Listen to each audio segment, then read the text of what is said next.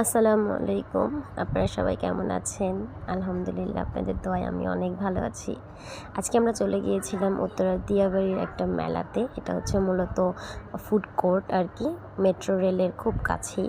তো সেখানে আসলে হুট করেই যাওয়া, কোনো রকম প্ল্যান ছাড়া।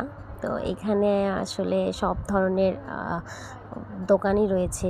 সামুদ্রিক মাছ, এই যে আপনারা দেখতে পাচ্ছেন, অনেক সুন্দর সুন্দর, এই যে অক্টোপাস, কাঁকড়া, আরও বিভিন্ন ধরনের মাছ আছে। আমরা যদিও এগুলো ট্রাই করিনি।